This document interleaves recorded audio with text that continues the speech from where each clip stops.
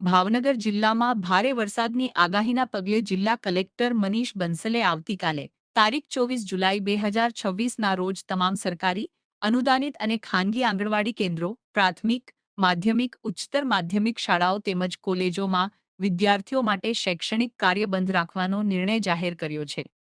કલેક્ટરે જણાવ્યું હતું કે વિદ્યાર્થીઓની સલામતીને સર્વોચ્ચ પ્રાથમિકતા આપીને આ નિર્ણય લેવામાં આવ્યો છે.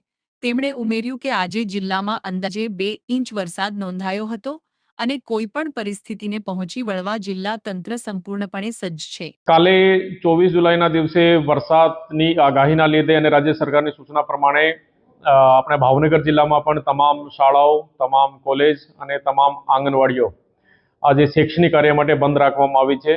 તો તમામ જે શાળા, કોલેજ અને આંગણવાડીના જે અધિકારી, પદાધિકારી અને બહેનો વગેરે છે એને જણાવવામાં આવે છે કે કાલે 24 તારીખે કોઈ પણ શૈક્ષણિક કાર્ય ત્યાં કરવાનો નહીં અને તમામ બાળકોની કાલે રજા રહેશે.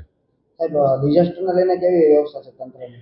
ડિઝાસ્ટરના લીધે તમામ અમારી તૈયારી છે. આમ ભાવનગરમાં બહુ આજે પણ 2 ઇંચથી વધારે કોઈ પણ જગ્યાએ કોઈ પણ તાલુકામાં વરસાદ નથી, પણ જ્યારે પણ વધુ વરસાદ થશે ત્યારે બધી પરિસ્થિતિથી એટલે કે વહીવટીતંત્ર સજ્જ છે.